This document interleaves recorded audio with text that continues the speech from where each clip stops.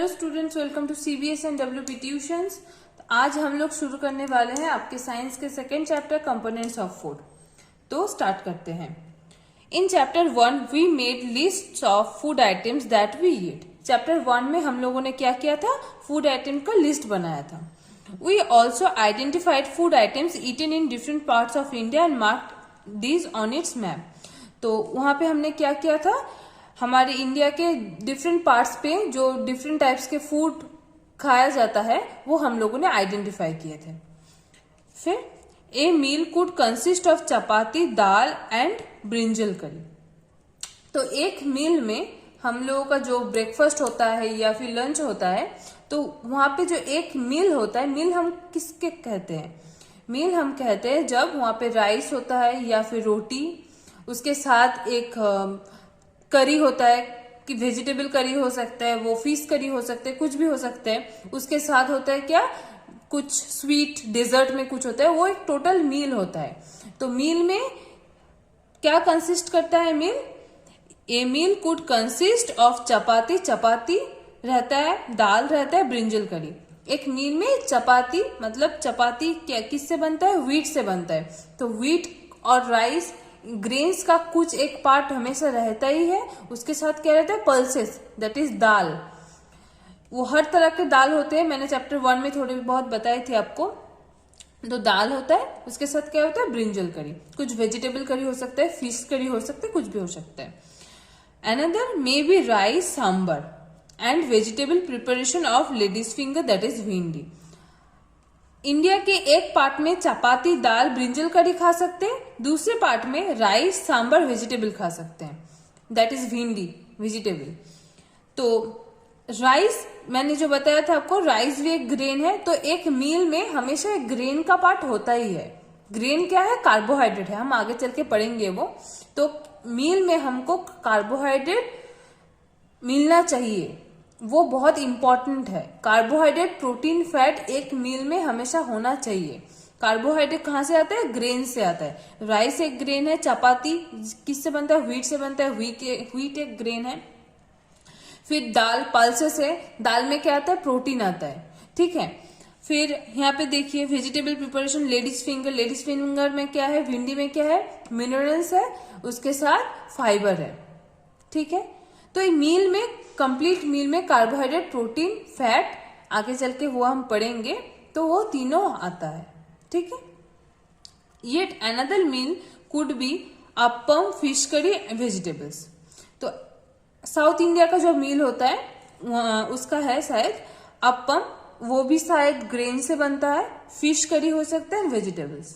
तो एक ग्रेन का हमेशा पार्ट रहता है। तो एक्टिविटी 1 चेक कर लेते हैं। Our meals usually have at least one item made of some kind of grain। मैंने जो अभी आपको डिस्कस किया है कि हमारे मील में, कोई भी मील हो, इंडिया के किसी भी पार्ट के मील, अब देख लीजिएगा, एक ग्रेन से बना हुआ कुछ ना कुछ डिशेस होगा ही, क्योंकि ग्रेन से हमको कार्बोहाइड्रेट मिलता है, वो हमारी बॉडी के लिए बहुत इंपॉर्टेंट है, ठीक है। अदर आइटम्स कुड बी ए दाल और ए डिश ऑफ मीट। दाल में भी प्रोटीन होता है, dish of meat and vegetable, vegetable में मिनरल्स होता है, फाइबर होता है, लेकिन मीट में प्रोटीन होता है। प्रोटीन, फैट दोनों इंक्लूड है यहाँ पे।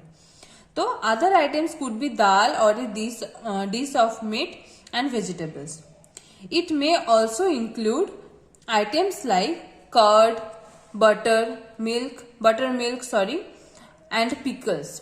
तो मील में हम क्या एडिशनल इंक्लूड कर क्या कर सकते हैं? कर्ड, कोई कर्ड लेता है मील के बाद, फिर बटर मिल्क, फिर पिकल्स, अचार, ठीक है।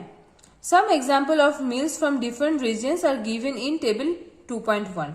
यहाँ पे आपके 2.1 पे इंडिया के डिफरेंट स्टेट से कुछ मिल्क हमको दिया गया है। मैंने वो नोट करके रखा है, आप लोग देख लीजिए। ये देखिए, पंजाब में आइटम ऑफ ग्रेन का क्या आइटम है? मक्की की रोटी, मक्की मतलब कॉर्न, ठीक है। आइटम ऑफ दाल और मीट क्यों एक साथ लिखा गया है? क्योंकि दाल से और मीट से, दाल एक प्लांट प्रोडक्ट है एंड मीट एक एनिमल प्रोडक्ट है। ठीक है, इन दोनों से ही हमको प्रोटीन मिलती है, प्रोटीन मिलती है। आइटम ऑफ ग्रेन, ग्रेन से हमको क्या मिलता है? Carbohydrate, carbohydrate. वेजिटेबल से हमको क्या मिलता है? Fibre and minerals, minerals, vitamins. ठीक है, एंड अदर्स सबके अलग अलग प्रोडक्ट आता है, जैसे कि कर्ड, घी, यहाँ से घी से हमको फैट मिलता है, तो अलग अलग आता है। ठीक है, प्रोटीन से हमको प्रोटीन कह रही हूँ, पनीर से हमको प्रोटीन मिलती है। तो अलग अलग चीजों से अलग अलग डिशेस मिलता है। तो यहाँ पे देखिए पंजाब में नेचुरली मक्की की रोटी जो है कार्बोहाइड्रेट, मक्की क्या है? कॉर्न, जो कॉर्न प्लांट है, तो मक्की की रोटी वो कार्बोहाइड्रेट इंटेक करते हैं। फिर आंध्र प्रदेश में ग्रेन का ही एक पार्ट देखिए राइस। फिर राजस्थान में वही हो गया व्हीट। तो ग्रेन का अलग अलग टाइप वैरायटी लेते हैं अलग अलग स्टेट में, लेकिन सेम कंपोनेंट क्या है? कार्बोहाइड्रेट, वही इंटेक करते हैं। ये हो गया हमारा मील का मेन कंपोनेंट। फिर उसके बाद क्या आता है? प्रोटीन। प्रोटीन में पंजाब में क्या खाते हैं लोग? राजमा। राजमा क्या है? एक वेजिटेबल है जो हमको प्लांट सोर्स है, एक वेजिटेबल नहीं, पल्स है लेकिन प्लांट सोर्स है। लेकिन राजमा में क्या है? प्रोटीन है। फिर उसके बाद तुअर दाल, रसम, आंध्र प्रदेश में हर तरह के दाल में मैक्सिमम प्रोटीन रहता है। फिर राजस्थान में मूंग दाल, चना दाल। ठीक है, फिर उसके बाद वेजिटेबल्स में क्या आता है? Fibres, minerals and vitamins. Punjab में नेचुरली जो खाते हैं लोग सरसों के साग, आंध्र प्रदेश में कुंदरू, राजस्थान में पालक दैट इज स्पिनच। फिर अदर्स में क्या खाते हैं लोग? पंजाब में कर्ड, घी, अदर्स जैसे मक्की की रोटी के साथ घी अच्छा लगता है, तो फिर आंध्र प्रदेश में ऐसे ही बटर मिल्क, घी। फिर राजस्थान में कर्ड, पनीर, दही तो हर जगह खाते हैं, वो कॉमन है, ये सब भी कॉमन है, लेकिन किसी किसी स्टेट का ये स्पेशल डिशेस है। ठीक है, तो हो गया हमारा एक्टिविटी 2.1, सॉरी एक्टिविटी नहीं, टेबल नंबर 2.1। अब चलते हैं। Sometimes we may not really have all this variety in our meal. कभी कभी हमको इतनी सारे वैरायटी के जो डिशेस हैं हमको मील्स में नहीं मिलते। कब नहीं मिलते? सोचिए अगर आप कोई जगह ट्रैवल कर रहे हैं, तो जब ट्रैवल करते होंगे तब उतना मील नहीं मिल पाता है हमको, जो हम देखते हैं दुकान वगैरह लगता है वही हम खा लेते हैं।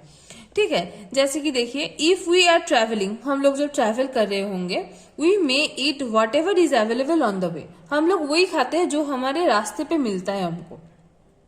It may not be possible for some of us to eat such a variety of items most of the time. हम लोगों को कभी कभी ये चीजें नहीं मिलती है। क्यों? अगर सोचिए आप ऐसी जगह जा रहे हैं, कुछ एडवेंचर पे जा रहे हैं, तो वहां पे रास्ते पे कोई दुकान नहीं है, फिर सिर्फ चाय का दुकान है, चाय और बिस्किट मिलता है, तो वहां पे तो हम कोई रेस्टोरेंट नहीं देख पाएंगे, तो लंच में वही चाय बिस्किट हो जाता है कभी कभी। तो ऐसा कुछ टाइम्स आता है, हर टाइम हम फुल मील नहीं ले पाते हैं। ठीक है,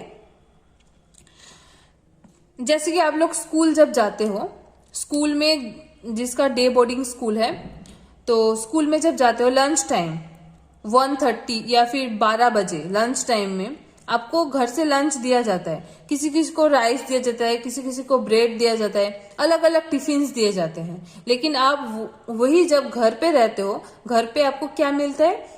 जिस स्टेट में राइस होता है, वेजिटेबल करी होता है, वहां पे वो खाते हैं। लेकिन स्कूल में तो राइस वेजिटेबल उतना तो नहीं दे पाते हैं पेरेंट्स, तो वहां पे क्या देते हैं? सैंडविच दे देते हैं, बर्गर दे देते हैं। तो ये सब सिचुएशन के ऊपर डिपेंड करके होता है फूड आइटम्स। ठीक है, फिर there must be some reason through why meals usually consist of such a distribution. तो यहाँ पर कोई ना कोई रीजन तो होगा ही, क्योंकि इतना सारा मील अलग अलग जगह में अलग अलग तरीके का क्यों मिलता है। Do you think that our body needs different kind of food for some special purpose? आपको क्या लगता है हमारे बॉडी में डिफरेंट काइंड के फूड क्यों लगता है? क्योंकि हमारे बॉडी में डिफरेंट काइंड के फूड में डिफरेंट टाइप्स के मिनरल्स होते हैं, विटामिन्स होते हैं, कार्बोहाइड्रेट होते हैं। जैसे कि रोटी में होता है आपका कार्बोहाइड्रेट, मीट, फिश, मिल्क, इसमें होता है प्रोटीन। तो हम लोग तो मिल्क खाने से आपको कार्बोहाइड्रेट नहीं मिलेगा, मिल्क खाने से मिलेगा क्योंकि मिल्क एंड एग में हर तरीके की चीजें होती हैं, लेकिन रोटी खाने से आपको प्रोटीन तो नहीं मिलेगा। ठीक है, तो इसीलिए कहा गया कि डिफरेंट काइंड्स ऑफ फूड्स में डिफरेंट तरीके का इंग्रेडिएंट, मतलब इंग्रेडिएंट नहीं, डिफरेंट तरीके का सब्सटेंसेस होता है। ठीक है, what do different food item contain? Different food item क्या कंटेन करते हैं? We know that each dish is usually made up of one or more ingredient. हमको पता है कि हर एक डिश एक से बढ़कर एक इंग्रेडिएंट से तैयार होता है, क्योंकि स्पेशली एक डिश में वन इंग्रेडिएंट नहीं होता। जैसे कि रोटी बनाने के लिए देखिए, व्हीट चाहिए हमको, उसके साथ पानी चाहिए, तो 2 इंग्रेडिएंट हो गया। ठीक है, which we get from plants और एनिमल्स, जो हमको प्लांट्स और एनिमल से मिलता है, वो हम लोगों ने पिछले चैप्टर में डिस्कस किया था, animal source and plant source. These ingredients contain some components that are needed for our body. इन इंग्रेडिएंट्स में ऐसा कुछ कंटेन करता है, कुछ कंपोनेंट्स हैं जो हमारी बॉडी के लिए बहुत जरूरतमंद है। These components are called nutrients. इसको हम क्या कहते हैं? न्यूट्रिएंट्स। तो कार्बोहाइड्रेट, प्रोटीन, फैट जो हम लोगों ने इतनी देर से मैंने आपको बोलने की कोशिश की है, वो क्या है? न्यूट्रिएंट्स है, जो हमारी बॉडी के लिए बहुत ही जरूरत है। The major nutrients in our food are named carbohydrate, protein, fat, vitamins and minerals. ये आप लोग अंडरलाइन कर लीजिए, ये आपके एग्जाम में आ सकता है। क्या आएगा? The major ingredients in our food are named as carbohydrate, protein, fat, vitamins and minerals. ठीक है, in addition food contain dietary fibres and water which are also needed for our body. तो carbohydrate, protein, fat, vitamin and minerals के अलावा हम लोगों के लिए, body के लिए और क्या अच्छा है? Dietary fibres. डायटरी फाइबर्स किस में आता है? वेजिटेबल्स में आता है, बहुत सारे फाइबर्स आता है, वो हमारे सेहत के लिए बहुत अच्छा है। एंड वाटर, वाटर तो बहुत इंपॉर्टेंट है, आपको पता है, लेकिन वो न्यूट्रिएंट्स के अंदर नहीं आता है। न्यूट्रिएंट्स में सिर्फ ये 5 चीज आती है। ओके, ये आप नोट डाउन कर लीजिए। फिर which are also needed for our body. Do all foods contain all these nutrients? क्या हर एक फूड में ये हर एक न्यूट्रिएंट्स आता है? नहीं आता है। मैंने पहले बताया कि राइस में कार्बोहाइड्रेट होता है, लेकिन राइस में प्रोटीन नहीं होता है। ठीक है, तो हर एक फूड डिफरेंट तरीके का न्यूट्रिएंट्स कैरी करता है। With some simple method, we can test whether cooked food or a raw ingredient contain more or more of this nutrient. कुछ टेस्ट आता है, कुछ लैबोरेटरी टेस्ट आता है, जो लैब में हम लोग टेस्ट करते हैं। तो वहां पे हमको क्या देखना है? कुक्ड फूड, मतलब जो पकाया हुआ खाना, और जो रॉ इंग्रेडिएंट, जैसे कि सोचिए कि एक स्पिनच, पालक का सब्जी, पालक का सब्जी जब मम्मी तैयार कर देती है, उसके बाद क्या जो इंग्रेडिएंट, मतलब जो न्यूट्रिएंट्स हम लोगों ने रॉ इंग्रेडिएंट में देखा था, वो क्या रहता है? क्योंकि वो तो बॉयल हो जा रहा है ना, बॉयल के बाद चेंज हो भी सकता है, तो वो हम लैबोरेटरी में टेस्ट करेंगे। These the test for presence of carbohydrate, proteins and fat are simpler to do as compared to the test of other nutrients. तो अदर जो न्यूट्रिएंट्स हैं, जैसे कि देखिए मिनरल्स एंड विटामिन्स, बहुत सारे विटामिन्स होते हैं, विटामिन्स के बहुत सारे वैरायटी है। तो विटामिन्स, मिनरल्स को टेस्ट करने के लिए जितनी कॉम्प्लेक्स प्रोसेस है, तो उससे बहुत सिंपल प्रोसेस है कार्बोहाइड्रेट, प्रोटीन एंड फैट को टेस्ट करना। एक फूड में कार्बोहाइड्रेट, प्रोटीन, फैट का प्रेजेंस है कि नहीं, ये हम टेस्ट करने का बहुत इजी मेथड है। Let us do this test and record all observation in table 2.2। चलिए ये हम रिकॉर्ड करते हैं, एक टेबल बनाना होगा, वो थोड़ी देर बाद बनाएंगे, पहले देख लेते हैं क्या लिखा हुआ है।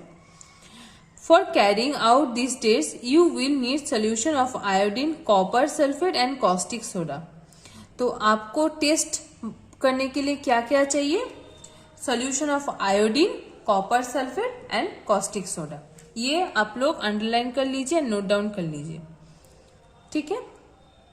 You will need a few test tubes and a dropper. आपको एक टेस्ट ट्यूब चाहिए, टेस्ट ट्यूब तो आप देखे ही होंगे, एक टेस्ट ट्यूब से चाहिए, उसके बाद एक ड्रॉपर चाहिए।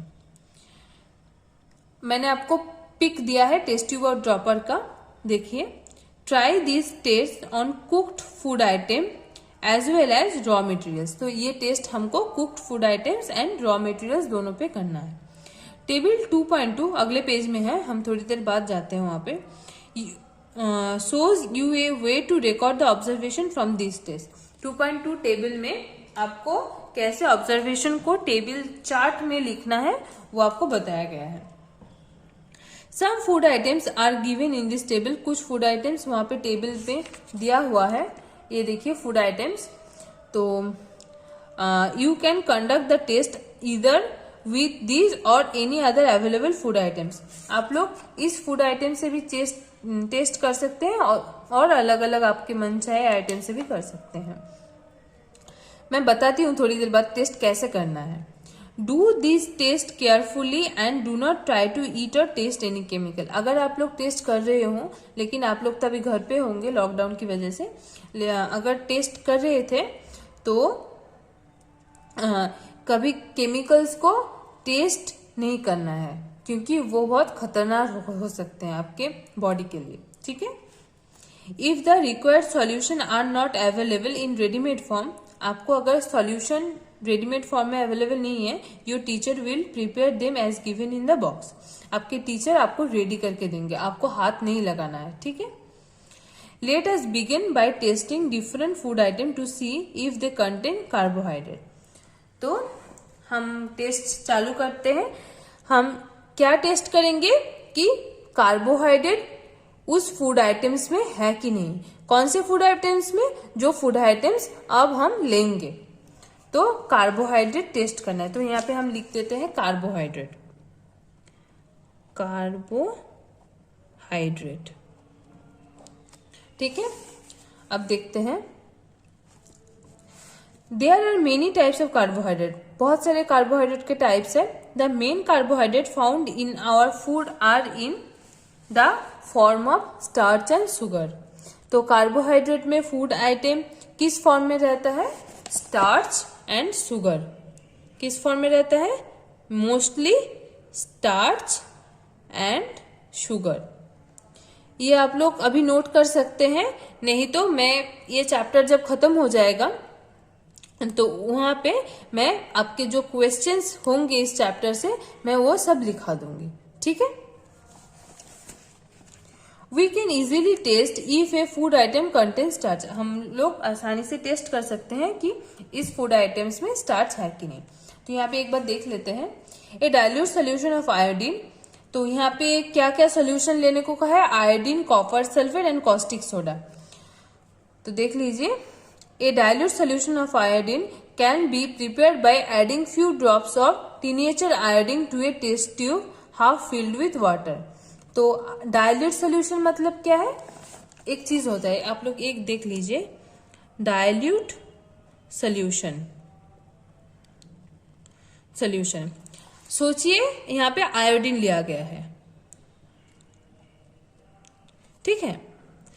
आयोडीन एक होता है डाइल्यूट सोल्यूशन, यहाँ पे हम लोग लिखते हैं डाइल्यूट, यहाँ पे हम लोग लिखते हैं कॉन्सेंट्रेटेड।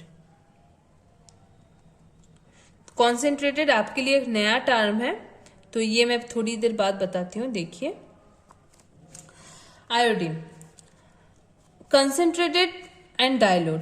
आयोडीन जब हम लोग लेते हैं वो एक रॉ प्रोडक्ट है। रॉ प्रोडक्ट मतलब कच्चा प्रोडक्ट, मतलब जो हमको खरीद के हमको मिलता है, उसमें अगर कुछ हम मिलाएंगे तो उसके बाद हम बना सकते हैं कॉन्सेंट्रेटेड एंड डाइल्यूट। तो क्या मिलाना पड़ता है? पानी, वाटर यानी वाटर मिलाना पड़ता है, H2O कहते हैं। तो ये केमिकल फॉर्मूला आप लोगों ने सीखा होगा कि नहीं पता नहीं। तो ये वाटर को H2O कहते हैं, केमिकल फॉर्म है। तो जब हम सोचिए कि आयोडीन हम लोगों ने 10 ग्राम लिया था, ठीक है, 10 ग्राम आयोडीन हम लोगों ने लिया है, तो उसमें हम लोगों ने 10 ग्राम अगर आयोडीन लिया है, उसमें सोचिए इससे कम हम लोगों ने 5 ग्राम वाटर लिया है, तो उससे क्या बनता है सॉल्यूशन। आयोडीन के साथ क्या मिलाएंगे हम लोग, वाटर। तो ये दोनों जब मिक्स कर देंगे तो एक सॉल्यूशन हो गया। जैसे कि आप सोचिए शुगर में जब चीनी में हम लोग पानी मिलाते हैं वो सॉल्यूशन हो गया, तो मिक्स सॉल्यूशन। तो वही आयोडीन को सोचिए चीनी, उसमें पानी मिला रहे हैं हम लोग, तो पानी कितना मिला रहे हैं 5 ग्राम, आयोडीन कितना है 10 ग्राम, तो आयोडीन ज्यादा है। तब जब हम पानी मिलाएंगे तो वो हो जाता है कंसंट्रेटेड सॉल्यूशन। कंसंट्रेटेड सॉल्यूशन मतलब क्या है, पानी कम है आयोडीन ज्यादा है, पानी कम है आयोडीन ज्यादा है। और डाइल्यूट सॉल्यूशन में क्या होगा, डाइल्यूट सॉल्यूशन में होगा, देखिए यहाँ पे हम लोगों ने 5 ग्राम वाटर लिया, यहाँ पे सोचिए हम लोगों ने 100 ग्राम वाटर लिए, वाटर ही 100 ग्राम है। तो यहाँ पे जब हम आयोडीन यहाँ पे मिलाएंगे, सॉल्यूशन बनाएंगे, तो पानी बहुत ज्यादा है, आयोडीन बहुत कम है, तो इसको हम कहते हैं डाइल्यूट सॉल्यूशन। ठीक है। तो हम लोग जब शुगर सॉल्यूशन बनाते हैं, जो शरबत बनाते हैं हम जब, तो बहुत कम शुगर देते हैं, चीनी बहुत कम देते हैं, तो उसको कहते हैं डाइल्यूट सॉल्यूशन। जैसे कि यहाँ पे देखिए डाइल्यूट सॉल्यूशन कैसे हम समझेंगे। A dilute solution of iodine can be prepared by, कैसे हम प्रिपेयर कर सकते हैं, adding few drops of tincture iodine. Tincture iodine मतलब बहुत कम मात्रा में हम आयोडीन देंगे टू ए टेस्ट ट्यूब। एक टेस्ट ट्यूब में, एक टेस्ट ट्यूब, ऐसा टेस्ट ट्यूब होता है, मैंने थोड़ी देर पहले आपको टेस्ट ट्यूब का पिक्चर दिखाया था। Test tube half filled with water, तो हाफ फिल्ड टेस्ट ट्यूब में वाटर हाफ फिल्ड किया हुआ है, तो उसमें हम adding a few drops, dropper से फ्यू ड्रॉप्स, 2-3 बूंदे हम ड्रॉप करेंगे, तो ये हो गया। देखिए डाइल्यूट सॉल्यूशन, डाइल्यूट वाटर बहुत ज्यादा है, यहाँ पे भी वाटर ज्यादा है, water is greater than the iodine amount, तो यहाँ पे भी वाटर बहुत ज्यादा है, उसमें फ्यू ड्रॉप्स हम लोग ऐड कर रहे हैं आयोडीन। ठीक है, रॉ आयोडीन, तो वो हो गया डाइल्यूट सॉल्यूशन। अगर आपको बोलता कि एक टेस्ट ट्यूब में आयोडीन बहुत है, ये सब आयोडीन है, हम लोग फ्यू वाटर ड्रॉप ऐड कर रहे हैं, ये अगर वाटर होता तो वो हो जाता आपका कंसेंट्रेटेड। कॉन्सेंट्रेटेड ये टर्म आप लोग सीख के रखिए, बाद में काम आएगा। ठीक है, तो ये हो गया डाइल्यूट एंड कंसेंट्रेटेड। ठीक है, तो आपको बोला गया है एक dilute solution of iodine can be prepared by, dilute solution of iodine हम लोग कैसे प्रिपेयर कर सकते हैं, by adding a few drops of tincture iodine to the test tube half filled with water. कैसे, फ्यू ड्रॉप्स आयोडीन हम लोग एक टेस्ट ट्यूब लेंगे, वहां पे हाफ वाटर से फिल कर देंगे, उसके बाद जब हम आयोडीन फ्यू ड्रॉप्स ऐड करेंगे तो आपका डाइल्यूट सॉल्यूशन बन जाएगा। Copper sulphate solution can be prepared bye dissolving. यहाँ पे देखिए कॉपर सल्फेट सोल्यूशन दिया हुआ है, कोई भी डाइल्यूट या कंसंट्रेटेड नहीं दिया है। क्यों नहीं दिया है, क्योंकि यहाँ पे दोनों हो सकता है, आपको एक अमाउंट दिया गया है यहाँ पे। तो copper sulphate solution can be prepared bye dissolving 2 gram of copper sulphate, तो 2 ग्राम कॉपर सल्फेट में 100 मिलीलीटर ऑफ वाटर।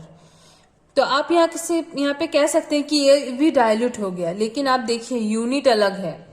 यहाँ पे 2 ग्राम कॉपर सल्फेट को ग्राम में मेजर किया है, यहाँ पे कॉपर इतना वाटर को मिलीलीटर में, ml में मेजर किया है। ठीक है, यहाँ पे मैंने क्या लिखा था कि 100 ग्राम वाटर, आप वाटर को अगर वेट निकालेंगे तो 100 ग्राम आएगा, तो उनमें ये ग्रेटर हो गया था। लेकिन यहाँ पे देखिए 100 वाटर का वॉल्यूम दिया हुआ है, इसको हम ग्राम में अगर निकालते हैं, आपको अगर वॉल्यूम में आप लोगों ने मेजर किया है यहाँ पे, अगर हम लोग यहाँ पे वॉल्यूम नहीं वेट में मेजर करते तो शायद कम आ जाता। ठीक है, तो इसलिए इन लोगों ने मेंशन नहीं किया है। Copper sulphate solution can be prepared by, copper sulphate solution कैसे प्रिपेयर कर सकते हैं, by prepared by 2 gram of copper sulphate, 2 gram copper sulphate के साथ 100 ml वाटर मिक्स करके। तो आयोडीन हो गया, कॉपर सल्फेट हो गया, कॉस्टिक सोडा यहाँ पे भी दिया है। Caustic soda solution 10 gram of caustic soda dissolve in 100 ml of water make the required solution of caustic soda. यहाँ पे कॉपर सल्फेट 2 ग्राम, कॉस्टिक सोडा 10 ग्राम, 100 ml वाटर, सब में वाटर लगेगा। यहाँ पे few drops iodine, few drops copper sulphate 2 gram and caustic soda 10 ग्राम। तो ये हो गया आपका एक्टिविटी 2 तक। तो अगले क्लास में हम लोग पेज नंबर 9 के एक्टिविटी 2 से स्टार्ट करेंगे। वहां पे आपका कार्बोहाइड्रेट का टेस्ट है और टेस्ट फॉर स्टार्च, तो वहां से हम लोग स्टार्ट करेंगे। तो आप लोग अगर चैनल को सब्सक्राइब नहीं किए हो, आप लोग प्लीज पहले जाके सब्सक्राइब कर दीजिए एंड अगले क्लास में हम बाकी कंप्लीट कर देंगे। अगर कोई भी आप लोगों का प्रॉब्लम आ रहा है, आप लोग प्लीज कमेंट करके हमको बताइए। अगर कमेंट में भी रिप्लाई नहीं आ रहा है, आप लोग प्लीज ईमेल कीजिए। ईमेल हमारे डिस्क्रिप्शन बॉक्स में है एंड मैं आपको स्क्रीन पे भी मेंशन कर रही हूँ, आप लोग देख लीजिए।